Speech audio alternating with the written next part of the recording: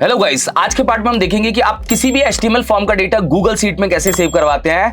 देखिए, आजकल बहुत सारे क्लाइंट्स की रिक्वायरमेंट होती है कि आप एक लैंडिंग पेज बनाएं। लैंडिंग पेज में एक फॉर्म होगा, उस फॉर्म का डेटा मेल के साथ में गूगल शीट में भी स्टोर होना चाहिए, जिससे मेरे पास डेटा एक जगह पे सिस्टमैटिक रहेगा, तो उसको अरेंज करना आसान होगा। तो आप किसी भी HTML फॉर्म का डेटा गूगल शीट में सेव कैसे कराएंगे, इस पूरे लॉजिक्स को आज हम क्या करेंगे, क्लियर करेंगे। तो सबसे पहले एक एग्जांपल देख लीजिए। जैसे आपके सामने एक फॉर्म बना हुआ है, स्क्रीन पे दिख रहा होगा। मैं इस फॉर्म का डेटा फिल करूंगा तो डेटा जाके गूगल शीट में सेव हो जाएगा। वो सीट आपके जीमेल से बनेगी। उस जीमेल पे आप गूगल की एक सीट बनाएंगे। उस सीट के अंदर आप फील्ड रखेंगे कि कितनी फील्ड का डेटा आपको सेव कराना है।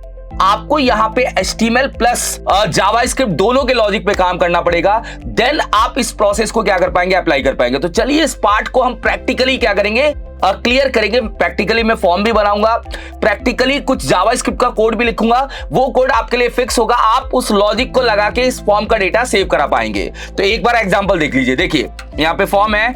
इस फॉर्म में मान लीजिए मैंने यहाँ पे wsqtech लिखा और यहाँ पे कोई भी मेल आईडी दे दी, जैसे wsqtech@gmail.com, और मैंने एक फोन नंबर लिखा कोई भी, जैसे 9269698122। ये मैंने नंबर लिखा और मैं इस पे क्लिक करता हूँ। तो क्लिक करने पे यहाँ पे सबमिटिंग लिखा हुआ आ रहा है। अभी हमारा डेटा सेव नहीं हुआ, डेटा सेव सक्सेसफुली आ गया है। अब आप जाके यहाँ पे देखिए, इस सीट के अंदर एक एंट्री आ चुकी है। तो यही लॉजिक हमें क्या करना है, लगाना है कि आप किसी भी HTML फॉर्म का डेटा गूगल शीट के अंदर स्टोर कैसे कराएंगे। तो दो लॉजिक है, एक तो HTML का फॉर्म कैसे बनाना है, उस प्रोसेस को देखेंगे, और एक जावास्क्रिप्ट का लॉजिक लगा के, क्योंकि आपको सीट के साइड भी जावास्क्रिप्ट का काम करना पड़ेगा और आपको जहां पे आपने HTML का फॉर्म बनाया वहां भी जावास्क्रिप्ट का लॉजिक लगाना पड़ेगा। तो कुछ जावास्क्रिप्ट का लॉजिक होगा, कुछ HTML का पार्ट होगा। देन आप इस लॉजिक को पूरी तरह से क्या कर पाएंगे, कंप्लीट कर पाएंगे। तो चलिए स्टार्ट करते हैं। देखिए, सबसे पहले हम HTML का फॉर्म बनाना स्टार्ट करते हैं। तो मैं VS कोड में जाता हूं। ये VS कोड है। मैं एक फाइल यहां पे क्या करूंगा, क्रिएट करूंगा, एक HTML की फाइल। मैंने यहाँ पे एक HTML की फाइल क्रिएट कर दी, home.html। ये मैंने HTML की फाइल क्रिएट कर दी। पहले हमें फॉर्म का क्या करना है, लेआउट बनाना है। तो मैं यहाँ पे HTML टैग को क्या कर देता हूँ, स्टार्ट कर देता हूँ। मैंने ये देखिए यहाँ पे Django टेम्पलेट आ रहा है। आप मत करिएगा क्योंकि मैंने Django पे काम किया, इसलिए वो सजेशन में Django का दे रहा था। आप यहाँ पे HTML लिखिए, HTML लिख के HTML सैंपल पे क्लिक कर दीजिए। कुछ इस टाइप का कोड आपके सामने आ जाएगा। मैं यहाँ पे टाइटल में HTML फॉर्म दे देता हूँ। चलिए, मैंने यहाँ पे HTML फॉर्म दे दिया। मैंने फॉर्म यहाँ पे पास कर दिया एक बार, ठीक है। अब मैं ये स्क्रिप्ट हटा देता हूँ, फिलहाल अभी नहीं चाहिए। main.js भी हटा देता हूँ, नहीं चाहिए अपने को। मतलब मैं इंटरनल CSS का यूज करके ही डिजाइन को क्या करूंगा, बना दूंगा। अभी सबसे पहला लॉजिक ये है कि आप यहाँ पे स्टाइल का यूज करिए। स्टाइल का यूज करके सबसे पहले कॉन्सेप्ट ये लगाइए कि आपको सबसे पहले यहाँ पे स्टार लगा के मार्जिन 0 और पैडिंग 0 देना है। स्टार लगा के मार्जिन 0 और पैडिंग 0। स्टार आप लोगों को क्लियर पता है, ये एक यूनिवर्सल सेलेक्टर है जो क्या करेगा, सारे टेक्स्ट की मार्जिन पैडिंग को 0 कर देगा। फिलहाल हमने क्या किया, स्टार लगा के मार्जिन 0 और पैडिंग 0 कर दिया। थोड़ा सा मैं हल्का सा क्या करूंगा, जूम करूंगा, जिससे आप लोगों के सामने कोड भी क्या होगा, क्लियर दिखेगा। अब सबसे पहले ना अपने को एक बैकग्राउंड देना है। तो बैकग्राउंड आप कोई भी कलर का दे दीजिए, हमें फॉर्म बनाने से मतलब है, उसका डेटा सेव कराना। देखिए, मैं यहां जाता हूं और यहां जाके मैं इसके अंदर बॉडी को टारगेट करता हूं और बॉडी को टारगेट करके एक बैकग्राउंड दे देता हूं। जैसे बैकग्राउंड कलर कोई भी कलर आप दे दीजिए, थोड़ा सा अपने को कलर पिक करना है। तो मैंने चलिए ब्लू दे दिया एक बार, और मैं यहाँ पे जाके क्या करूंगा, इस पेज को चेक करूंगा। यहाँ पे जाऊंगा और यहाँ पे क्लिक करूंगा तो ब्लू कलर आ जाएगा। मैं थोड़ा कलर का कॉम्बिनेशन हल्का सा चेंज कर रहा हूँ क्योंकि मुझे कलर ब्लू नहीं चाहिए। थोड़ा सा मैं चेंज करके यहाँ से कलर का कोड ले लूंगा। ये कलर का कोड हम यहाँ से ले लेते हैं और इसके अंदर हम क्या करेंगे, पास कर देंगे। ये जो आ रहा है ब्लू को हटा के कलर का कोड पास कर दीजिए। तो ये कोड आएगा और यहाँ पे आप रिफ्रेश करेंगे तो ये कोड आपके सामने दिख जाएगा। अब हमें बनाना है एक फॉर्म। तो क्लियर है, हमने एक पेज बनाया, हमने बॉडी के अंदर काम किया। देखिए, अब आप एक काम करिए, यहाँ पे बनाइए एक मेन डिव। तो मैंने एक क्या किया, डिव स्टार्ट किया। यहाँ पे जाते हैं, डिव स्टार्ट, डिव क्लोज, और बॉडी को आप एक काम करिए, हाइट दिया 100 VH। 100 VH का मतलब होता है कि जो पोर्ट खुला हुआ है उसकी पूरी हाइट को क्या करना, लेना। अगर डेस्कटॉप है तो डेस्कटॉप का 100% लेना, मोबाइल है तो मोबाइल का 100% लेना। तो मैंने हाइट 100 VH दिया। अब मैंने एक यहाँ पे क्लास बनाई मेन नाम से। अब इस मेन डिव को सेंटर में लाना है। तो मेन डिव को सेंटर में लाने के लिए ये जो बॉडी है, बॉडी इस मेन का पेरेंट है। आप इसको क्या करिए, फ्लेक्स दीजिए। मैं यहाँ पे डिस्प्ले फ्लेक्स दूंगा और साथ में दूंगा जस्टिफाई कंटेंट, यहाँ पे सेंटर कर दूंगा। तो सेंटर से ये सेंटर हो जाएगा। अलाइन आइटम सेंटर करेंगे तो हाइट के अलाइन पे भी क्या होगा, सेंटर मिलेगा। तो आप ये लॉजिक लगा के किसी भी डिव को बॉडी के अराउंड क्या कर सकते हैं, सेंटर ला सकते हैं। ये लॉजिक है कि हमें फॉर्म बिल्कुल सेंटर में चाहिए। तो मैं मेन को क्या करूंगा, एक प्रॉपर्टी दूंगा फ्लेक्स बेसिस। फ्लेक्स बेसिस होता है विड्थ देने के लिए। जब भी आप डिस्प्ले फ्लेक्स से वेबसाइट बनाते हैं, पेरेंट में अगर फ्लेक्स है तो चाइल्ड में क्या करना है, फ्लेक्स बेसिस देना है। मैंने फ्लेक्स बेसिस दिया यहाँ पे लगभग 300 पिक्सल। हाइट में दे रहा हूं एक बार 300 पिक्सल। बैकग्राउंड दे रहा हूं मैं व्हाइट, मुझे व्हाइट कलर का बैकग्राउंड चाहिए जिससे वो अपने सामने आ जाए। मैं यहाँ पे जाके देखता हूं, मैं यहाँ पे रिफ्रेश करता हूं, आ गया देखिए। तो 300 पिक्सल छोटा है तो थोड़ा सा हम इसको बड़ा करके क्या करते हैं 400 पिक्सल के आसपास कर देते हैं, थोड़ा बड़ा आ जाएगा फॉर्म, इस टाइप से आ जाएगा।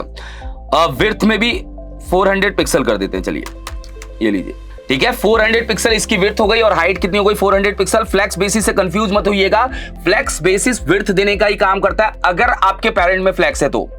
अब इसके अंदर हम क्या करेंगे, एक फॉर्म बनाएंगे। जैसा ये फॉर्म दिख रहा है ऐसा ही बनाना है, गेट इन टच लिखना है। तो हम एक काम करते हैं, यहां पे जाके इसके अंदर S3 टैग के अंदर इसको पास कर देते हैं, मतलब S3 टैग स्टार्ट करते हैं और S3 टैग क्लोज करते हैं और इसके अंदर पास कर देते हैं। अब हम टारगेट कर लेते हैं, जैसे मैं अगर यहाँ पे रिफ्रेश करूंगा ये आएगा, देखिए आ भी रहा है। मगर साथ में हम स्टार के अंदर फॉन्ट फैमिली भी दे देते हैं एक बार, फॉन्ट फैमिली सैंस सेरिफ। जैसे मैंने फॉन्ट फैमिली स्टार के अंदर दे दिया एक बार सैंस सेरिफ, मुझे सैंस सेरिफ चाहिए। सैंस सेरिफ क्या हुआ, हर जगह अप्लाई हो जाएगा। आप देखिए कुछ इस टाइप से आएगा कंटेंट।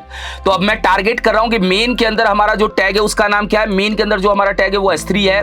मैं S3 को टारगेट कर देता हूं। यहाँ पे S3 को हम क्या करते हैं, टारगेट करते हैं। टारगेट करके थोड़ा सा पैडिंग देते हैं, जैसे मैंने यहाँ पे पैडिंग दी 20 पिक्सल, तो ये गैप लेके आ जाएगा, कोई प्रॉब्लम नहीं है, आपका गैप आ गया। और थोड़ा सा फॉन्ट का साइज क्या करिए, इंक्रीज कर दीजिए। तो मैं यहाँ पे फॉन्ट के साइज को क्या करता हूँ, थोड़ा सा इंक्रीज कर दूंगा, जिससे अपने को हेडिंग थोड़ी सी क्या होगी, बड़ी दिखेगी। तो फॉन्ट साइज मैंने बढ़ा के यहाँ पे 35 पिक्सल कर दिया। अब आप जाके देखिए, थोड़ा सा रिफ्रेश करेंगे तो आपको कुछ इस टाइप से आएगा। ज्यादा हो गया आप 30 कर दीजिए, चलिए ठीक है, मैंने कुछ इस टाइप से बना दिया। अभी मैंने हाइट दे रहा हूं, हाइट हटा दूंगा, एक बार कंटेंट बनने दीजिए, फिर हम हाइट को हटा देंगे। फिर आप इसके अंदर लीजिए फॉर्म टैग। फॉर्म टैग लेके हमें क्या करना है, फॉर्म को डिजाइन करना है। तो आप इसके अंदर फॉर्म टैग ले लीजिए, जैसे मैंने फॉर्म टैग स्टार्ट किया और फॉर्म टैग आपका क्या कर दिया, क्लोज कर दिया। फॉर्म में आप मेथड दे दीजिए कि मेथड हमारा पोस्ट रहेगा। एक्शन आप हटा दीजिए। अभी मैं लॉजिक बताऊंगा मेथड क्यों पोस्ट लिया वो भी हम देखेंगे एक बार। फिलहाल अभी एक काम करना है कि फॉर्म के अंदर कितने इनपुट चाहिए वो देख लीजिए आप। एक नेम, एक ईमेल, एक फोन नंबर। तो आप एक बार यहाँ पे डिव लीजिए। मैंने डिव लिया, डिव स्टार्ट किया, डिव क्लोज किया और मैं यहाँ पे एक क्लास दे रहा हूँ फॉर्म आउटर नाम से। मैंने यहाँ पे क्या किया, एक क्लास दिया फॉर्म आउटर नाम से और इसके अंदर एक लेबल नाम का टैग यूज किया। Label tag start, label tag close आपका। और लेबल टैग के अंदर मैंने ये लिख दिया, एक बार नेम ले लेते हैं और फिर मैं एक इनपुट भी इसके साथ में यहाँ पे क्या करूंगा, ले लूंगा। तो इनपुट बनाने के लिए आप इनपुट टाइप क्या करेंगे, टेक्स्ट का यूज करेंगे, ठीक है। एक बार देख लेते हैं डिजाइन कैसा आ रहा है, कुछ इस टाइप से आ जाएगा। मगर अपने को लेबल ऊपर चाहिए और इनपुट नीचे चाहिए। तो पहले तो फॉर्म को आप एक काम करिए, फॉर्म को टारगेट करिए मेन के अंदर फॉर्म और थोड़ा पैडिंग दीजिए। मेन के अंदर फॉर्म को आप क्या करिए, पैडिंग दीजिए चारों तरफ से और 20 पिक्सल। तो मैंने बोला कि मेन के अंदर जो हमारा फॉर्म है वो चारों तरफ से क्या करेगा, 20 पिक्सल की पैडिंग लेगा, तो थोड़ा गैप लेके आ जाएगा। मैं यहां पे रिफ्रेश कर रहा हूं एक बार, मेन के अंदर फॉर्म हो गया, फॉर्म लिखना था, देखिएगा फॉर्म लिखिएगा, ठीक है। यहाँ पे फॉर्म और मैं यहाँ पे रिफ्रेश करूंगा, गैप लेके आ जाएगा। अब मैं टारगेट करूंगा कि जो ये हमने क्लास बनाई है फॉर्म आउटर, फॉर्म आउटर के अंदर कौन सा टैग है, लेबल। लेबल टैग को आप डिस्प्ले ब्लॉक करिए, जो इनलाइन था वो ब्लॉक हो जाएगा और ब्लॉक होते ही डिव ये क्या करती है, ब्लॉक होती है, लेबल अपना 100% ले लेगा। तो लेबल जो अभी क्या कर रहा था, कंटेंट के अकॉर्डिंग विड्थ ले रहा था, अब ये पूरी लाइन की विड्थ ले रहा होगा। और साथ में आप एक और चीज टारगेट करिएगा, यहां जाइएगा और यहां जाके टारगेट करिए इनपुट को और इनपुट को टारगेट करके आप उसकी विड्थ को भी क्या करिए, 100% कर दीजिए। जैसे ही आप 100% करेंगे इनपुट भी 100% हो जाएगा। और थोड़ी हाइट भी हम क्या करते हैं, बढ़ा देते हैं, हाइट बढ़ा के कर देते हैं 35 पिक्सल। तो इनपुट अपना हाइट में भी क्या होगा, बड़ा हो जाएगा, देखिएगा इनपुट अपना हाइट में भी बड़ा हो गया। अब ये जो इसका पेरेंट है फॉर्म आउटर, ये इसका पेरेंट है। फॉर्म आउटर को बोलता हूं कि आप मार्जिन लो बॉटम से, तो मैंने बोला मार्जिन लो बॉटम से 20 पिक्सल। तो क्योंकि यही डिव मैं कॉपी करूंगा तो ये डिव बॉटम से अपने गैप लेगी, यहां पे आएगा अपना ईमेल। तो आप यहां पे ले लीजिए इनपुट टाइप ईमेल, साथ में ये डिव फिर कॉपी होगी और यहां पे आएगा अपना फोन। तो फोन के लिए आप टैक्सी ले लीजिए, अगर आपको +1 करके नंबर देना, +91 करके देना है तो टैक्सी ले लीजिए।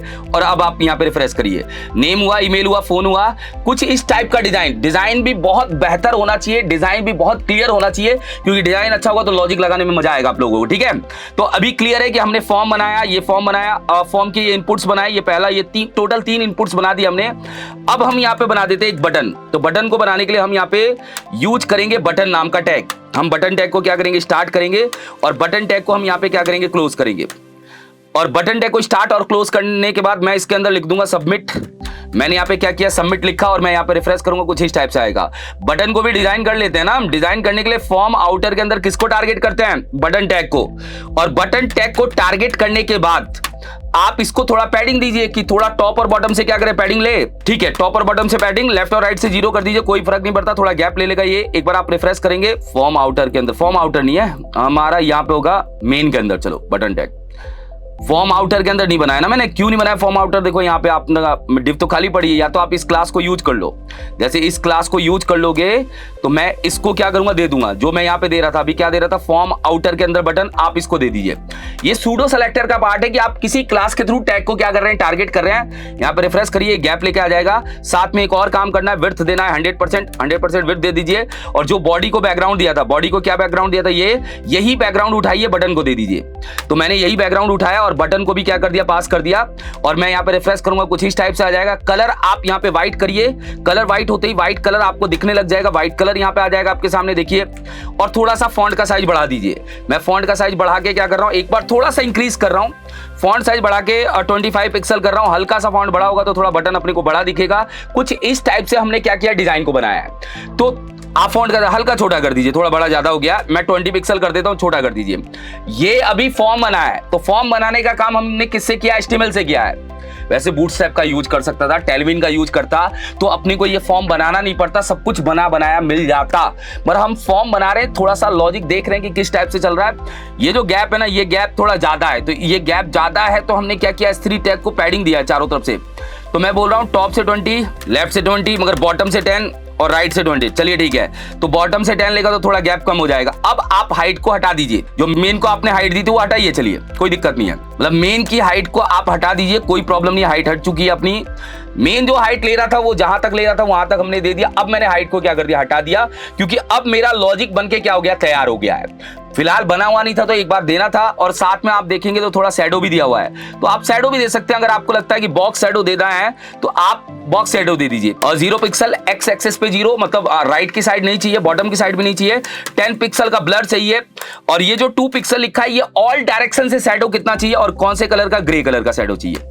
और मैं यहाँ पे रिफ्रेश करूंगा, कुछ ग्रे कलर का शैडो लेके आ जाएगा, आ रहा है आपके सामने और दिख भी रहा है। तो अभी तक मैंने एक पोर्शन पे काम किया है। इस पोर्शन में एक चीज का ध्यान रखिएगा कि आपको ये जो फॉर्म यूज किया, इस फॉर्म को आपको एक्सेस करना पड़ेगा जावास्क्रिप्ट के थ्रू। तो आपको इसको एक आईडी देनी है। मैं इसको फिलहाल एक आईडी दे देता हूं, क्योंकि आईडी देके ही मैं इसको क्या करूंगा, एक्सेस करूंगा। तो मैंने यहाँ पे एक आईडी दी है फॉर्म नाम से। चलो, और जितने भी इनपुट है इन सबको नाम देना पड़ेगा आपको, क्योंकि जावास्क्रिप्ट में मैं इसकी वैल्यू को क्या करूंगा, एक्सेस करके गूगल शीट तक भेजूंगा। तो आपको इस फॉर्म का डेटा उठाना पड़ेगा। तो जो भी आप नाम दे रहे हैं वो नाम आपको, जहां पे हमारी स्क्रिप्ट बनेगी उसके अंदर भी जावास्क्रिप्ट का कोड होगा, वहां भी इसको क्या करना है, पास करना है। तो आप यहाँ पे नेम जो दे रहे हैं वो आपको पता होना चाहिए। मैं नेम नाम से नेम दे रहा हूं, क्योंकि ये वैल्यू उठाने का काम करेगा। इसको आप नेम दे दीजिए ईमेल नाम से, ओके। और आप इसको एक नाम दे दीजिए फोन नाम से। तीनों को आपने नाम दिया है, ये क्लियर है। और एक बटन को भी नाम दे देते हैं। बटन को हम नेम दे देते हैं एक बार BTN नाम से। चलिए, मतलब बटन की वैल्यू का कोई मतलब नहीं है, हमें वैल्यू जो उठानी है वो क्या उठानी है, टेक्स्ट बॉक्स की उठानी है, अपनी ईमेल की उठानी है और अपना कौन सा फोन नंबर का उठाना है। इन तीनों की वैल्यू को उठा के कहां भेजना है, अपने को गूगल शीट में भेजना है। तो आपको क्लियर ध्यान रखना है कि हमने फॉर्म बनाया, फॉर्म के बाद मैंने मेथड दिया, चलिए ये पोस्ट ठीक है। फिर मैंने एक आईडी दी, इसको फॉर्म कोई भी आईडी दे सकते हैं, और सबको एक एक नाम दिया। आप कोई भी नाम दे सकते हैं, बस नाम यूनिक होगा। एक बार आपने किसी को दे दिया तो दोबारा किसी को नहीं देना। इतना प्रोसेस करने के बाद अब हमारा काम होगा सीट पे। मतलब सीट पे पहले सीट बनाएंगे, सीट पे आपको कुछ कोड लिखना पड़ेगा, उस कोड को आपको इस HTML पेज के साथ में कनेक्ट करना पड़ेगा। तो चलिए स्टार्ट करते हैं। देखिए, यहां तक आपको बिल्कुल क्लियर है कि हमने HTML का फॉर्म कैसे बनाया। अब चलते हैं यहाँ पे, मैं Gmail ओपन कर लेता हूं, क्योंकि Gmail पे ही आपकी गूगल शीट बनेगी। तो आप लोगों को भी अपना Gmail क्या करना है, ओपन करना है। मतलब Gmail ओपन करके आप एक गूगल शीट बनाएंगे। तो मैं यहां से जाता हूं और यहां से जाके सीट सर्च कर लेता हूं, ये सीट है। और एक मैं यहाँ पे ब्लैंक बना रहा हूं। ब्लैंक इसलिए बना रहा हूं कि आपको पहले इसका सीट का नाम देना है कि सीट का नाम क्या है। तो मैंने बोला इंक्वायरी फॉर्म, कोई भी नाम दे देते हैं, इंक्वायरी फॉर्म न्यू करके दे रहा हूं। नाम आपको पता होना चाहिए कि हमने क्या नाम दिया इसका, इंक्वायरी फॉर्म न्यू। और टोटल कितनी फील्ड का डेटा लाना है वो यहाँ पे पास करिए। लेबल यहाँ दीजिए। मैंने लिखा नेम, मैंने लिखा ईमेल। देखो, इस नाम से कोई फर्क नहीं पड़ता, मगर जो आपने इनपुट को नाम दिया वो जरूर याद रखना है, क्योंकि उसी का डेटा यहाँ पे सेव होगा। और यहाँ पे फोन, ये 3 एंट्री हम लाने वाले हैं। आप इन तीनों को बोल्ड कर दीजिए, बोल्ड हो जाएगा, कोई दिक्कत नहीं है। यहां तक हो गया क्लियर। अभी ये तो हमारी क्या बनी है, एक सीट बनी है और सीट में आपने 3 फील्ड्स बना लिए। इन फील्ड्स पे डेटा कैसे आएगा उसके लिए अब आप प्रोसेस को ध्यान रखिएगा, क्योंकि अब यहां भी आपने को क्या करना पड़ेगा, एक ऐप क्रिएट करनी पड़ेगी, यहां भी थोड़ा सा जावास्क्रिप्ट का लॉजिक लगाना पड़ेगा, देन हमारी वर्किंग चलेगी। तो कैसे होगा, यहां तक आने के बाद आपको जाना है यहाँ पे एक्सटेंशन में यहाँ पे ऐप स्क्रिप्ट लिखा है, इस ऐप स्क्रिप्ट में जाना है। ऐप स्क्रिप्ट आपके एक नई विंडो में खुल जाएगी। यहां पे आपको जावास्क्रिप्ट का कुछ कोड लिखना पड़ेगा, क्योंकि ये जो कोड होगा यही कोड आपके डेटा को सेव कराने का काम करेगा। मतलब मिलेगा कहां से, HTML फॉर्म से। डेटा कहां जाएगा, यहां तक। यहां से कहां जाएगा, आपकी गूगल शीट में। मतलब प्रोसेसिंग में आपका डेटा यहां तक आएगा। तो आप इसको हटा दीजिए, आपको जो कोड लिखना है वो मैं बता देता हूं एक बार। देखो कोड क्या लिखना है, आपको एक वेरिएबल बनाना है। वेरिएबल आप कैसे बनाते हैं, लेट से बनाइए, वेर से बनाइए, कॉन्स्ट से बनाइए, किसी से भी बनाइए। मैं एक सीट नाम का वेरिएबल बना रहा हूं। देखिए मैंने एक सीट नाम का वेरिएबल बनाया। इस सीट नाम के वेरिएबल में आपको पहले उस सीट को क्या करना पड़ेगा, रखना पड़ेगा। कौन सी सीट को रखना है मैं आपको बताता हूं। जो हमने ये सीट बनाई, ये जो है इस URL को कॉपी करना है। तो आपको इसको एक्सेस करने के लिए एक आपको ऑब्जेक्ट देता है, ये खुद देता है। आपको बस उस ऑब्जेक्ट का नाम पता होना चाहिए। सेपरेट सीट करके नाम है इसका, देखिए सेपरेट सीट ऐप।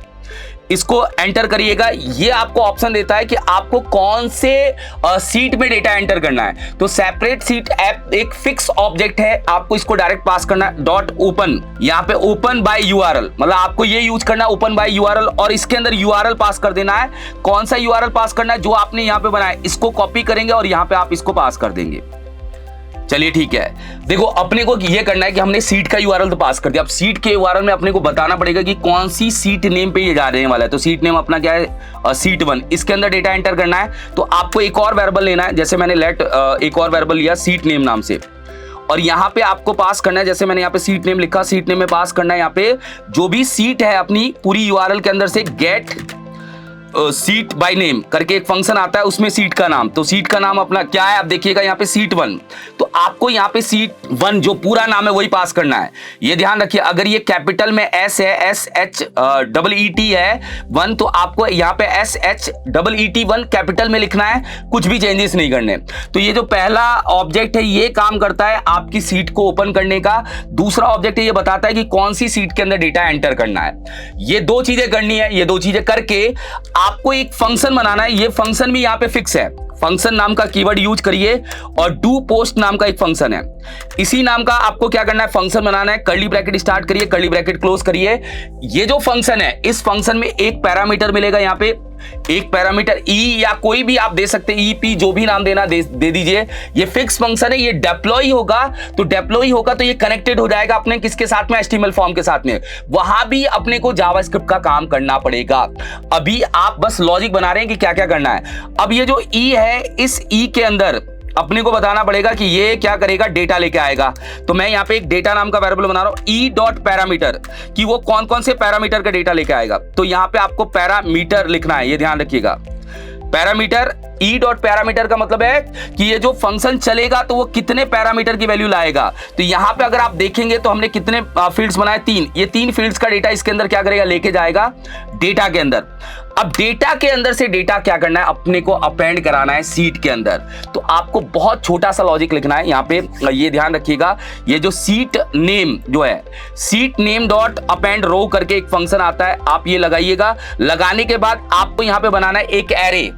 अब मुझे बताइए इस सीट के अंदर कौन कौन सा डेटा इस डेटा के अंदर से कराना है। तो हमें ये ध्यान रखना है कि जो हमने यहाँ पे नाम दिया था, नाम क्या है, एक नेम है, ईमेल है, फोन है, यही नेम का डेटा अपने को मिलेगा। तो आपको बस यहाँ पे लिखना है डेटा, क्योंकि हमने एक मैं इसको वेरिएबल में ले लेता हूं, लेट डेटा डॉट नेम। हमें सबसे पहले क्या मिलेगा, नेम मिलेगा, फिर कॉमा करके, फिर हमें क्या मिलेगा, ईमेल। तो यहाँ पे डेटा डॉट ईमेल, उसी सीक्वेंस में अपने को सेट कर देना जिस सीक्वेंस में आपका ये सीट बनी हुई है। पहले नेम चाहिए, फिर ईमेल चाहिए, फिर अपने को कॉमा करके यहाँ पे लिखना है डेटा डॉट फोन। फोन को भी आप यहाँ पे क्या करेंगे, सेट कर देंगे। देखिए बहुत सिंपल सा है। ये हमने सीट को ओपन किया, हमने बताया कौन सी सीट में डेटा एंटर होने वाला है। ये डू पोस्ट फंक्शन क्या करेगा, डेटा को इंसर्ट करने का काम करेगा। मगर इसके अंदर डेटा कैसे मिलेगा, एज ए पैरामीटर मिलेगा। ये मतलब डिप्लॉय होगा, कैसे होगा वो सारा प्रोसेस देखिएगा। अभी हम लॉजिक को बना रहे हैं। अब आपको जो ये चल रहा है इसके बाद आपको रिस्पॉन्स में क्या चाहिए, मतलब जब ये फंक्शन फाइनली डेटा इंसर्ट कर देगा तो आपको रिस्पॉन्स में क्या देगा, यहां से आप इस फंक्शन के थ्रू क्या रिस्पॉन्स में लेके जाना चाहते हो वो बताइए। देखिए वैसे इसका कोड बना मिलता है, मगर आप इस कोड को समझिए, बात बहुत क्लियर है कि हमने पहले सीट को ओपन किया, फिर हमने सीट के नेम को टारगेट किया, अब हमने डेटा को एक्सेस किया, फिर सीट के अंदर डेटा क्या कर दिया, अपेंड करा दिया। अब अपने को रिटर्न क्या कराना है, रिटर्न जो भी कराना है उस कॉन्टेस्ट सर्विस, यहाँ पे ये फिक्स ऑब्जेक्ट है, उसके अंदर से आपको क्रिएट टेक्स्ट आउटपुट, ये भी क्या है, फिक्स फंक्शन है। ये जो कॉन्टेस्ट सर्विस है, ये कॉन्टेस्ट सर्विस क्या करती है, रिटर्न करने का काम करती है। और क्रिएट टेक्स्ट आउटपुट में आप कोई भी वैल्यू पास कर दीजिए। मैंने यहाँ पे वैल्यू पास की डेटा सेव सक्सेसफुल, या आप कोई भी पास कर दीजिए। जैसे मैंने यहाँ पे लिखा डेटा सेव सक्सेसफुली, यहाँ पे मैंने क्या कर दिया, पास कर दिया। एक बार आप अपने लॉजिक के हिसाब से कुछ भी पास कर दीजिएगा। मैंने यहाँ पे सक्सेसफुली लिख दिया, तो डेटा सेव मैंने यहाँ पे सक्सेसफुली लिख दिया। ये अपने को यहाँ से क्या होगा, रिटर्न होगा। तो आप समझो, एक एक करके पॉइंट समझो। आपने सीट को ओपन किया, आपने सीट नेम को टारगेट किया, टारगेट करने के बाद डू पोस्ट नाम का फंक्शन बनाया। ये जो ई पैरामीटर है, ये ई पैरामीटर क्या करेगा, उस फॉर्म की वैल्यू उठाएगा जो HTML में बना हुआ है। वहां भी अपने को काम करना है जावास्क्रिप्ट का, अभी इधर भी काम करना है, उधर भी करना है। फिर हमने डेटा नाम के वेरिएबल में सारे पैरामीटर की वैल्यू उठाई, फिर डेटा से नेम उठाया, ईमेल उठाया और ये अपेंड कर दिया सीट नेम के अंदर, और साथ में हमने रिटर्न करा दिया कि डेटा सेव सक्सेसफुली। ये मैसेज हमारे पास क्या होना चाहिए, रिटर्न होना चाहिए। अब मुद्दा ये है कि ये बनाने के बाद आपको एक काम करना पड़ेगा, आपको ये जो ऐप बनी है इसको डिप्लॉय करना पड़ेगा। यहाँ पे भी एक नाम दे देते हैं, चलिए कोई भी एक नाम, मैंने नाम दिया यहाँ पे इंक्वायरी फॉर्म। चलिए इंक्वायरी फॉर्म, मैंने इसको नाम क्या दिया, इंक्वायरी फॉर्म न्यू करके एक नाम दे दिया। चलिए, और यहां से रीनेम कर दिया। अब आपको डिप्लॉय कहां से करना है, क्योंकि जब तक आप डिप्लॉयमेंट नहीं करेंगे तब तक आप लॉजिक नहीं लगा पाएंगे। तो आपको यहां पे जाना है डिप्लॉय और न्यू डिप्लॉयमेंट, ठीक है। इस पे क्लिक करना है। क्लिक करते ही वो पूछेगा, कुछ कॉन्फ़िगरेशन पूछेगा, तो आप यहां पे क्लिक करिएगा वेब ऐप, क्योंकि हम वेबसाइट पे लगा रहे हैं, तो वेब ऐप यहां पे पास करिएगा। और कोई भी डिस्क्रिप्शन, ये हमारा वर्जन 1 है, मैं यहां पे वर्जन 1 करके लिख रहा हूं। अब यहाँ पे मैं ऑनर हूं तो मेरी ईमेल आईडी आएगी यहाँ पे, और फिर आप किसके लिए बना रहे हैं, एनीवन के लिए। यहाँ पे आपको एनीवन करना है और एनीवन करके यहाँ से डिप्लॉय कर देना है। ये ध्यान रखिएगा, डिप्लॉयमेंट के बाद ये कहेगा कि आप इसको परमिशन दो, क्योंकि आप किसी HTML फॉर्म पे लगाने वाले हो, तो आपको यहाँ पे ऑथराइज एक्सेस में अलाउ कर देना है। मेरी ईमेल आईडी से है तो मैं इसके थ्रू ही इसको क्या कर रहा हूँ, अलाउ कर रहा हूँ। और यहाँ पे एडवांस में जाना है। एडवांस में जाके गो टू, यहाँ पे जो प्रोजेक्ट का नाम है ये लिखा हुआ आ रहा है, आप इस पे क्लिक करिएगा। क्लिक करते ही ये इसके अंदर परमिशन मांगेगा, आपको यहां से इसको क्या करना है, अलाउ कर देना है। अलाउ करते ही सारी परमिशन मिल जाएगी और ये यहां पे डिप्लॉय हो जाएगा। एक बार देखिए, अब डिप्लॉय होने के बाद यहां पे एक चीज का ध्यान दीजिएगा, एक URL दे रहा है, इस URL को यूज करके आप डेटा इसके अंदर क्या करेंगे, पहुंचाएंगे। मेन मुद्दा ये था कि जावास्क्रिप्ट में हमारा बनेगा कैसे, वो हमने बना दिया। अब लॉजिक ये है कि जो ये URL बन रहा है, इस URL पे अपने को डेटा क्या करना है, पहुंचाना है। और पहुंचाना किसका है, इस HTML फॉर्म का। अब आपको अपने पेज पे भी जावास्क्रिप्ट का कोड लगाना पड़ेगा, क्योंकि आपने उधर डिप्लॉय कर दिया, अब इधर का डेटा उस तक पहुंचाना भी तो है। तो आप यहाँ पे स्क्रिप्ट स्टार्ट करिए, स्क्रिप्ट क्लोज करिए। यहाँ पे मैंने जावास्क्रिप्ट स्टार्ट किया और जावास्क्रिप्ट यहाँ पे क्या कर दी, क्लोज कर दी एक बार। मतलब स्क्रिप्ट टैग स्टार्ट किया, स्क्रिप्ट टैग क्लोज किया। और मैं पहले एक वेरिएबल ले लेता हूं, लेट करके ले लेता हूं, चलो लेट URL, कि अपने को डेटा किस पे पहुंचाना है, इसके अंदर पहुंचाना है। ये URL में पूरी की पूरा ये डेटा क्या कर दिया, स्टोर कर दिया। ये होना चाहिए, ध्यान रखना, अगर ये नहीं होगा तो आप डेटा को नहीं पहुंचा पाओगे। और मैं व्यू में जाके एक बार रैप कर देता हूं एक बार, चलिए थोड़ा ये नीचे की साइड आ जाएगा। ये मैंने यहाँ पे रख दिया। अब आपको उस फॉर्म को सबमिट कराना है, क्योंकि फॉर्म को सबमिट करने के बाद ही डेटा मिलेगा। तो फॉर्म को हमने क्या किया था, एक ID दी थी, देखिए ध्यान से, ID क्या दी है, फॉर्म दिया है। तो मैं यहाँ पे एक वेरिएबल ले लेता हूँ, लेट फॉर्म, ठीक है। और मैं यहां पे लिखता हूं डॉक्यूमेंट डॉट, आप क्वेरी सेलेक्टर के थ्रू एक्सेस कर लो, गेट एलिमेंट बाय आईडी के थ्रू कर लो। मैं क्वेरी सेलेक्टर के थ्रू किसको एक्सेस करता हूं, इस फॉर्म को। तो फॉर्म मैंने इसकी आईडी दी है, तो आपको यहां पे हैश फॉर्म लिखना पड़ेगा, क्योंकि आप इसको आईडी से टारगेट कर रहे हो। ये अपना फॉर्म क्या हो चुका है, टारगेट हो चुका है। अब इसके ऊपर एक आपको सबमिट इवेंट लगाना है, क्योंकि मैं डेटा को सबमिट करूंगा तभी मेरे पास फॉर्म का डेटा मिलेगा। तो आपको यहां पे एड इवेंट लिसनर का यूज करना है। फॉर्म के ऊपर हम क्या कर रहे हैं, form dot add event listener. Add event listener का यूज करके आप यहां पे क्या करेंगे, एक सबमिट इवेंट लगाएंगे। और सबमिट इवेंट के साथ में आपको यहाँ पे एक एरो फंक्शन बनाना है, एरो बना लीजिए या नॉर्मल फंक्शन बना लीजिए। और यहाँ पे एक ऑब्जेक्ट ले लीजिए, जो ये ई है, ये ई इसी फॉर्म को क्या करेगा, आपको रिटर्न करेगा। तो हमारे पास एक चीज ये ध्यान रखिएगा कि हमने फॉर्म को टारगेट किया। फॉर्म को टारगेट कैसे किया? इस आईडी के थ्रू टारगेट किया। ऐड इवेंट लिसनर से हमने बताया कि हम इसके ऊपर एक लिसनर लगा रहे हैं, वो भी कौन सा? सबमिट इवेंट का। और ई जो है इस पूरे फॉर्म को टारगेट करने का काम करेगा कि आप इस पूरे फॉर्म को क्या कर सकते हैं? टारगेट कर सकते हैं। मगर सबसे पहला लॉजिक ये है कि आपको ना होता क्या है कि आप इसको सबमिट कराओगे तो ये रिलोड होगा। देखो, आप इसमें डेटा फिल करके अगर आप इसमें सबमिट कराएंगे तो ये क्या करेगा? रीलोड करेगा। रीलोड करेगा। देखो बार बार ये क्या कर रहा है? रीलोड कर रहा है। तो आपको इसके रीलोड को रोकना है। तो आप इसके रीलोड को कैसे रोकोगे? इसके रीलोड को रोकने के लिए आपको यहाँ पे ये जो ई है, ई पूरे फॉर्म को टारगेट कर रहा है और यहाँ पे आप प्रिवेंट इवेंट डिफॉल्ट कर दीजिए। ये जो है ना, प्रिवेंट डिफॉल्ट करेंगे तो इसका मतलब है कि आप उसके इवेंट को कैंसिल कर रहे हैं। प्रिवेंट डिफॉल्ट का मतलब ये होता है कि यहाँ पे हम इवेंट कौन सा फायर करवा रहे हैं? सबमिट। सबमिट क्या करता है? फॉर्म को रीलोड करने का काम करता है। जैसे ही आपने ई मतलब ये पूरा फॉर्म है, इस फॉर्म को टारगेट करके बोला कि जो भी इसके ऊपर इवेंट लगाए वो कैंसिल हो जाए, क्योंकि मुझे ना रीलोड नहीं कराना। अगर रीलोड करके डेटा जाएगा तो मेरे काम का नहीं है। ये एक्चुअली एजेक्स में भी यूज होता है, जब हम रिएक्ट में काम करते हैं वहां भी यूज होता है। तो ई डॉट प्रिवेंट डिफॉल्ट केवल इसके सबमिट को कैंसिल कर देता है, मतलब जो भी इवेंट आया वो कैंसिल हो जाएगा। अब हम यहां पे क्या करेंगे? पूरा लॉजिक लगाएंगे। लॉजिक कैसे लगाएंगे वो देखते हैं। चलिए, लॉजिक लगाने के लिए अपने को इस यूआरएल तक डेटा फायर करवाना है। और फायर कौन से फॉर्म का करवाना है? यहां इसका। तो आप एक वेरिएबल ले लीजिए जिसमें लेट, मैं यहां पे वेरिएबल ले लेता हूं फॉर्म डेटा नाम से। फॉर्म डेटा नाम से मैं क्या कर रहा हूं? एक वेरिएबल ले रहा हूं, फॉर्म डेटा। ठीक है, ये एक वेरिएबल है या इस नाम का फंक्शन होता है, तो आप ना डेटा नाम से ले लो। चलो कोई नहीं, मतलब आप ऐसा नाम लो कि वो कॉन्फ्लिक्ट ना करे। मैं डी ले लेता हूं। चलिए ठीक है, न्यू करके आप यहां पे यूज करिए फॉर्म डेटा। फॉर्म डेटा क्या है? इसका खुद का एक बनी हुई क्लास है। बस आप इसके अंदर फॉर्म को पास कर दीजिए, ये पूरे फॉर्म के डेटा को क्या करेगा? एक्सेस कर लेगा। मतलब आप यहां पे ये ध्यान रखिए कि आपके इस सारे फॉर्म का डेटा, जैसे आपके पास नेम हो गया, ईमेल हो गया, फोन नंबर हो गया, ये सारा डेटा इसके अंदर क्या होगा? पहुंच जाएगा। अब इस डेटा को इस यूआरएल पे क्या करना है? पहुंचाना है। बहुत छोटा सा काम है, मैं आपको बता देता हूं, बहुत छोटा सा। आप यहां पे यूज करेंगे फैच एपीआई का। मतलब फैच एक फंक्शन है, फैच फंक्शन के थ्रू एपीआई को आप हिट कर सकते हैं, क्योंकि ये एक एपीआई का यूआरएल है। इस यूआरएल पे आपको डेटा क्या करना है? अपने फॉर्म का पहुंचाना है। और वो फॉर्म का डेटा जाके सेव कहां होगा? जो भी हमने सीट बनाई है उसके अंदर जाके सेव होगा। आप यहां पे फैच फंक्शन का यूज करिए। फैच फंक्शन आपसे मांगेगा पहले यूआरएल कि इस यूआरएल पे डेटा जाएगा, फिर कॉमा करके ये पूछेगा भाई कि आप मेथड कौन सा लगाना चाहते हैं। तो मेथड में मैंने बोला कि हमारा डेटा जाएगा पोस्ट मेथड से, तो हम पोस्ट मेथड से डेटा को क्या करना चाहते हैं? भेजना चाहते हैं। फिर आपसे ये पूछेगा कि बॉडी, मतलब बॉडी का मतलब क्या क्या कंटेंट लेके जाना चाहते हैं, तो बॉडी के अंदर आप ये डी पास कर दीजिए। तो ये पूरा कंटेंट क्या होगा? लेके जाएगा। मगर फैच जब चलेगा तो कुछ रिस्पॉन्स भी देगा, क्योंकि हमने वहां पे बोला था ना कि जो हमारा सर्विस के अंदर क्रिएट टेक्स्ट आउटपुट जो है वो क्या करेगा? अपने को रिस्पॉन्स देगा। ये जो फंक्शन होता है ये रिस्पॉन्स देने का काम करता है। यहाँ पे जो है डन कर दीजिए। डन करने के बाद ये जो है ना कॉन्टेक्ट सर्विस के अंदर क्रिएट टेक्स्ट आउटपुट, ये आपको रिस्पॉन्स में वापस मिलेगा। तो रिस्पॉन्स में वापस किस में मिलेगा? आप यहाँ पे देन लगा दीजिए। एक्चुअली ये असिंक्रोनाइज का प्रोसेस होता है कि जब तक मेरी एपीआई पूरी ना हो तब तक कोई रिस्पॉन्स ना आए, तो हम देन का यूज करके इसको हैंडल करते हैं। देन में आप एक वेरिएबल ले लीजिए जिसमें पूरा का पूरा रिस्पॉन्स आने वाला है, और उस रिस्पॉन्स को कन्वर्ट कर दीजिए कि जो भी रिस्पॉन्स आ रहा है वो रिस्पॉन्स कन्वर्ट हो जाएगा किसके अंदर? टेक्स्ट के अंदर। मतलब टेक्स्ट में मुझे ये रिस्पॉन्स क्या होगा? मिलेगा। मगर रिस्पॉन्स टेक्स्ट में कन्वर्ट होने के बाद फिर से आपको एक बार और देन लगाना है, क्योंकि ये तो कन्वर्ट करने का काम कर रहा है, हमें यूज भी तो करना है, उस रिस्पॉन्स वाले मैसेज को कहीं डिस्प्ले भी करना है। तो फिर आप यहाँ पे क्या करिए? देन लगाइए।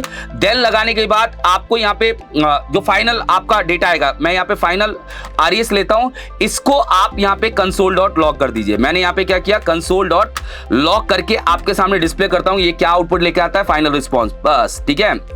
देखिए, इसको लगाने से आपका जो रीलोड वाला काम है वो रुक जाएगा। मतलब जो हमारा फॉर्म सबमिट होकर रीलोड हो रहा था वो रुक जाएगा। अब एक एक करके देखिएगा, ये यूआरएल मिला है अपने को वहीं से जहां से हमने ऐप क्रिएट की थी, वहां से ये यूआरएल मिला है। ये फॉर्म जो है, ये फॉर्म वो है जिसको हमने आईडी दिया। हमारे फॉर्म की आईडी क्या है? फॉर्म नाम से आईडी है। इसके ऊपर ऐड इवेंट लिसनर लगाया, और ई जो है ये ऑब्जेक्ट है जिस पे काम करते उसी करंट ऑब्जेक्ट को रिटर्न करता है। तो मैंने उस पर बोला कि आप प्रिवेंट डिफॉल्ट लगा के उसके इवेंट को कैंसिल कर दीजिए एक बार। अब आप इसको सबमिट करिए। सबमिट करने के बाद देखिए ये अपने को क्या कर रहा है। एक बार मैं यहां पे जाके क्या कर रहा हूं? रिफ्रेश कर रहा हूं। रिफ्रेश करके चलिए मैं यहां पे रिफ्रेश कर रहा हूं। राइट क्लिक करके पहले कंसोल में देखो कोई एरर आ रही है क्या? नहीं एरर। मतलब आपको ध्यान रखना है कि कंसोल ओपन होना चाहिए आपका। मान लीजिए कोई एरर आएगी तो वो कंसोल में दिखेगी, तो कंसोल को आप ओपन करके रखिए, ठीक है, कंसोल ओपन है। अब मैं यहां से क्या करूंगा, डेटा इंसर्ट कराऊंगा। जैसे मैंने यहाँ पे डेटा क्या किया, टेस्ट किया, यहाँ पे डेटा क्या किया, मैंने अपनी ईमेल आईडी ले ली और यहाँ पे फोन नंबर ले लिया। चलिए ये फोन नंबर मैंने पास कर दिया एक एग्जांपल के लिए, और मैं यहां से क्या कर रहा हूं, सबमिट कर रहा हूं। तो सबमिट होने के बाद देखिए डेटा सेव सक्सेसफुली मेरे रिस्पांस में आ गया। अब आप सीट में जाके देखो, एक एंट्री भी आपको मिल गई। तो इसका मतलब हमारी क्वेरी एकदम परफेक्ट काम कर रही है, यहां पे कोई गड़बड़ नहीं है। अगर यहां पे गड़बड़ होता तो भी एरर आ जाती, और अगर यहां पे भी कोई गड़बड़ होता तो भी एरर आ जाती। मतलब आप कहेंगे सर पता ही नहीं चला कि प्रोसेसिंग हुई नहीं हुई, डेटा सेव हो गया। ठीक है, आपका कहना है कि हमारा डेटा इसके अंदर जाके सेव हो गया, कोई दिक्कत नहीं है। आपका कहना है कि हाँ ये भी स्क्रिप्ट सही है, मगर आप यहां पे कोई तो प्रोसेसिंग या कोई लोडिंग लगाइए जिससे अपने को पता चले कि ये एकदम परफेक्ट काम कर रहा है। तो मैं ये कहता हूं कि जब तक मेरा डेटा सेव नहीं हुआ, यहां पे सबमिटिंग लिखा हुआ आना चाहिए। जैसे ही मेरा डेटा सेव हो गया, यहां पे सबमिट लिखा हुआ जाए। मतलब मैं चाहता हूं कि ये जो बटन है, बटन का मैं टेक्स्ट चेंज करना चाहता हूं। टेक्स्ट चेंज करना क्या चाहता हूं कि सबमिटिंग, मतलब सबमिटिंग हो रहा है, और जब हमारा डेटा सबमिट हो जाए तो यहां पे सबमिट लिखा हुआ जाए। तो वो काम आप कैसे करेंगे, चलिए देखिए। इस ई के पास आपका इस पूरे फॉर्म का डेटा पड़ा है, ये मैंने बोल दिया था, अभी मैंने बताया भी था। अब देखिए मुझे ना क्या करना है, ये जो बटन है, बटन का इनर टेक्स्ट चेंज करना है। ये जो इनर एचटीएमएल या इनर टेक्स्ट बोलिए, ये जो बटन में सबमिट लिखा है, इसकी जगह सबमिटिंग लिखा होना चाहिए जब प्रोसेसिंग स्टार्ट हो जाए। तो आपको पता है ये जो ई है ना, ई आपके इस बटन तक भी पहुंचा सकता है। बस आपको टारगेट करने का तरीका पता होना चाहिए। तो टारगेट करने का तरीका क्या है, देखिए मैं उस बटन तक कैसे पहुंचूंगा। तो मैं यहां पे ना जाऊंगा, मैं लिखूंगा ई डॉट टारगेट।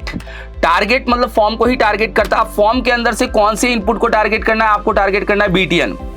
ये हो गया बीटीएन, मतलब बटन को टारगेट करना है। बीटीएन जो आपका नाम है, ई मतलब पूरा टारगेटिंग बता रहा है कि आपका सबमिट इवेंट ये लगा हुआ है। टारगेट मतलब फॉर्म को टारगेट कर रहे हैं, और बीटीएन हम बटन को टारगेट करके क्या बोल रहे हैं, बीटीएन ये जो नाम है, ये नाम पास करना है। और इक्वल टू करके आप बताइए इसके अंदर क्या लिखना है। हमने बोला कि इसके अंदर सबमिटिंग लिखा हुआ आ जाए, तो मैंने इसके अंदर सबमिटिंग लिखा हुआ क्या कर दिया, दिखा दिया आप लोगों के सामने। मगर जब हमारा काम कंप्लीट हो जाए तो वापस से इसके अंदर क्या लिखा हुआ आना चाहिए, और काम कंप्लीट होने वाला काम इसके अंदर हो रहा है फाइनल रिस्पॉन्स के अंदर। तो कर्ली ब्रैकेट स्टार्ट करिए, और कर्ली ब्रैकेट इसके बाद क्या करिए, क्लोज करिए। कर्ली ब्रैकेट स्टार्ट और क्लोज, और यहां पे वापस से इसको, इसके अंदर आप क्या करेंगे, सबमिट लिख देंगे। और सबमिट लिखने का प्रोसेस क्यों बता रहा हूं, क्योंकि जब हमारा काम कंप्लीट हो जाए तो ये सबमिट हो जाए।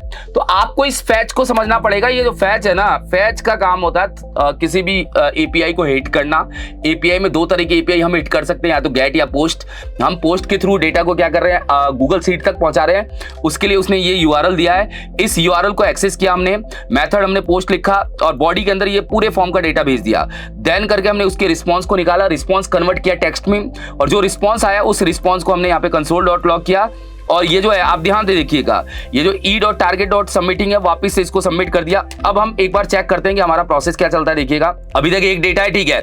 मैं एक और एंट्री करता हूं, टेस्ट, और ईमेल आईडी कोई भी पास कर देता हूं। जैसे मैंने प्रदीप 1 नाम से पास कर दिया, और फोन नंबर कोई भी ले लेते हैं। चलिए मैंने फोन नंबर ले लिया, और मैं यहाँ पे एंटर कर रहा हूं। आप देखिएगा, राइट क्लिक करके कंसोल में चेक करते हैं कोई एरर है क्या। एक बार देखिएगा, डेटा सेव हो गया। एक बार हम यहाँ पे क्या करते हैं, ये मेरी सीट नहीं है, ये सीट है। देखिए 2 एंट्री आ चुकी है, ये डेटा सेव हो चुका है एक बार, ठीक है। पर प्रोसेस ये है कि वहां पे सबमिटिंग लिखा हुआ नहीं है। उसका क्या लॉजिक है उसको हम देखते हैं एक बार, चलिए। क्योंकि हमारा प्रोसेस ये है कि हमारे पास सबमिटिंग लिखा हुआ नहीं आया। क्यों नहीं आया लिखा हुआ, उसको हम चेक करते हैं। क्योंकि हमने जो काम किया उसके हिसाब से सबमिटिंग आना चाहिए, या तो मैंने पेज को रिलोड नहीं किया होगा इसलिए नहीं आया होगा। तो एक बार मैं वापस से एक काम करता हूं, बटन का ना कर्सर पॉइंटर करता हूं। एक्चुअली बटन का कर्सर पॉइंटर नहीं है, तो हमें पता नहीं चल रहा ये क्लिक करना है या नहीं करना। मैं रिफ्रेश करता हूं, अब कर्सर पॉइंटर हो गया, ठीक है। अब एक बार हम यहाँ पे मिलाते हैं। चलिए मैं स्क्रिप्ट को देखता हूं। पहले स्क्रिप्ट को देखने का मतलब ये पूरा स्क्रिप्ट यहाँ पे क्या करता हूँ, कमेंट कर देता हूँ एक बार। अब मैं ये देखता हूँ ई डॉट टारगेट, ई के अंदर हमने टारगेट किया, और टारगेट क्या किया, बटन। बटन जिसका नाम क्या है, बटन। गलत किया ना, यहाँ पे आपको यहाँ पे लिखना पड़ेगा ना कि आप इसका क्या चेंज करने वाले हैं। ये मैंने यहाँ पे गलत लॉजिक लगाई, ये हटा रहा हूं। इसके आगे आपको यहाँ पे लिखना पड़ेगा कि हमें क्या लेके आना है, इनर एचटीएमएल यहाँ पे लेना है। तो मैं यहाँ पे इनर एचटीएमएल को क्या कर रहा हूँ, टारगेट कर रहा हूँ एक बार। मतलब मैं यहाँ पे ये बोल रहा हूँ कि ई जो है हमारा हो गया पूरा फॉर्म, उसके अंदर टारगेट करना है बटन, और बटन का इनर एचटीएमएल, और इसके अंदर क्या लिखना है अपने को, सबमिटिंग लिख देना। ये जो है ये लिख देना। ये डबल कोटेशन बंद कर दीजिएगा एक बार, बस, ठीक है। डबल कोटेशन बंद कर दीजिएगा एक बार, सही है। एक्चुअल में हमने बताया नहीं ना कि हमने इनर एचटीएमएल पे काम करना है या इनर टेक्स्ट पे करना है, तो मैंने इनर एचटीएमएल को चेंज किया। वापस से यहाँ पे भी मैं क्या कर रहा हूँ, सही कर रहा हूँ नीचे यहाँ भी, और मैं इसको अनकमेंट कर देता हूँ। एक बार कमेंट मैंने किया था, मैं इसको अनकमेंट कर देता हूँ एक बार, कंट्रोल क्वेश्चन मार्क से अनकमेंट हो जाएगा ये, और मैं वापस से इसको क्या कर रहा हूँ, टारगेट कर रहा हूँ। यहाँ पे देखिए एक्चुअली हमारा टारगेट पॉइंट गलत हो गया था। मैं यहाँ पे जाके क्या करता हूँ, रिफ्रेश करता हूँ। रिफ्रेश करने के बाद आप डेटा फिल करिए, जैसे आपने यहाँ पे फिल किया टेस्ट। यहाँ पे कोई भी mail ID, same mail ID ले लीजिए और कोई भी नंबर, और यहाँ पे क्लिक करिए। अब देखिए सबमिटिंग यहाँ पे लिखा हुआ आ रहा है। जैसे ही डेटा एंटर हो गया तो यहाँ पे क्या हुआ, सबमिट आ गया, आपकी तीसरी एंट्री भी आ चुकी है।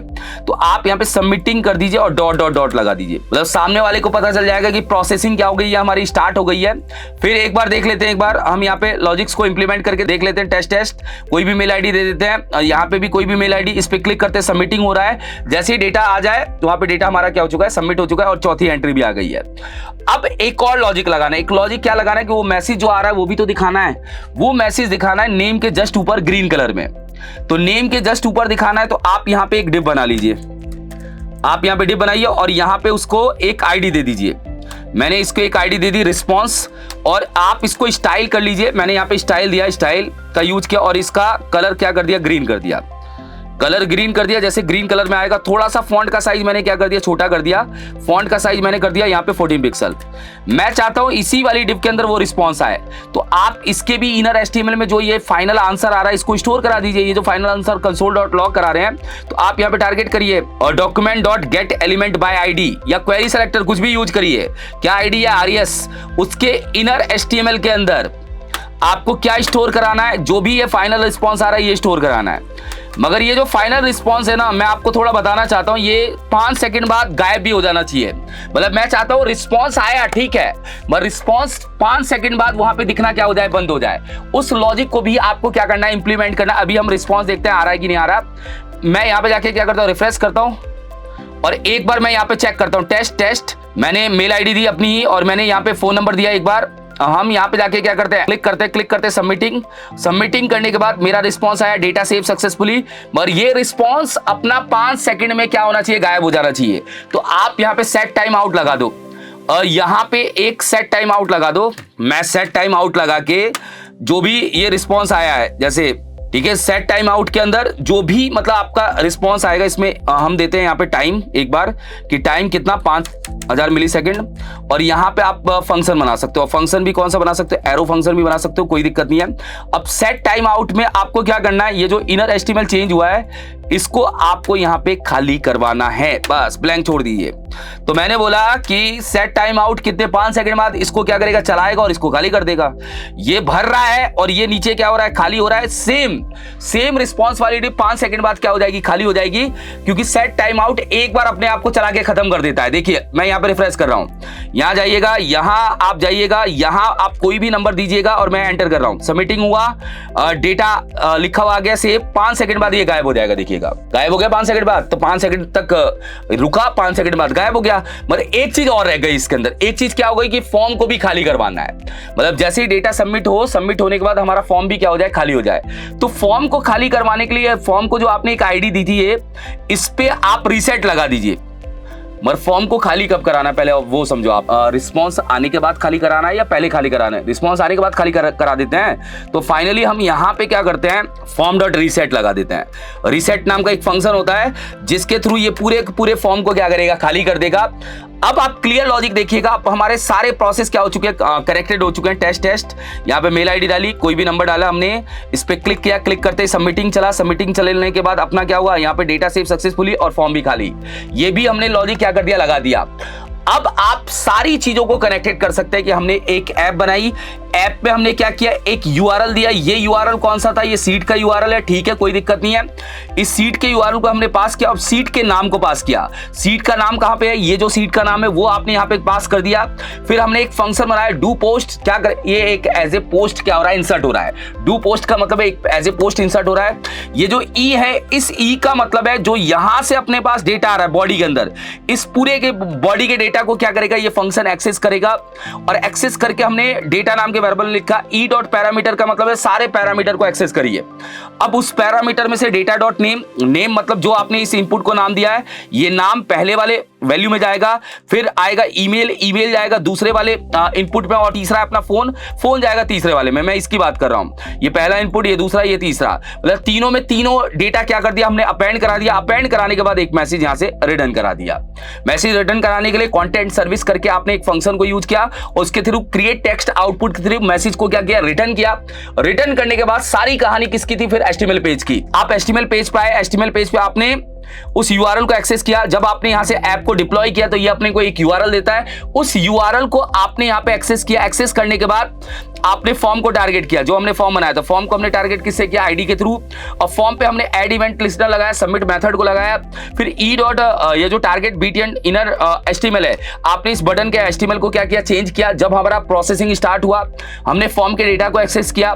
फैच फंक्शन के थ्रू हमने इस URL को हिट किया। URL हिट करने के बाद हमने मेथड बताया कि हमारा पोस्ट मेथड से डेटा जाएगा, और बॉडी के अंदर हमने पूरा डेटा क्या कर दिया, भेज दिया। फिर देन करके उसके रिस्पांस को लिया, रिस्पांस टेक्स्ट में कन्वर्ट किया, फिर देन करके फाइनल रिस्पांस आया। फिर हमने बटन को वापस से सबमिट कर दिया, और जो हमारा रिस्पांस आ रहा था उसको एक डिव में हमने क्या किया, स्टोर करके दिखाया, और फॉर्म को रीसेट करके उसको खाली कर दिया। फिर जो हमारा रिस्पांस था उसको 5 सेकंड बाद खाली कर दिया। और ये जो e.prevent डिफॉल्ट है, इसका मतलब है कि जो हमारा फॉर्म है उस फॉर्म को रीलोड होने से रोक दो, उसके इवेंट को कैंसिल कर दो, क्योंकि अगर वो फॉर्म रीलोड होगा तो आपका बार बार पेज क्या होगा, रिफ्रेश होगा। ये लॉजिक लगा के हमने एक HTML फॉर्म के डेटा को कहां सेव कराया, गूगल शीट में सेव कराया। इस लॉजिक को आप किसी भी लाइव वेबसाइट में यूज करिए। इस लॉजिक को आप प्रोसेस के अकॉर्डिंग कहीं भी यूज कर सकते हैं जहां पे आपकी जरूरत है। तो अभी के पार्ट में इतना ही था। आगे कुछ इसी टाइप के टॉपिक्स आपके सामने आएंगे जो आपके लाइव वेबसाइट पे कनेक्ट होके चलने वाले हैं, लाइव लॉजिक्स पे कनेक्ट होके चलने वाले हैं, जिससे आप और अच्छे लेवल पे अपने नॉलेज को इंक्रीज कर पाए। Thank you so much guys.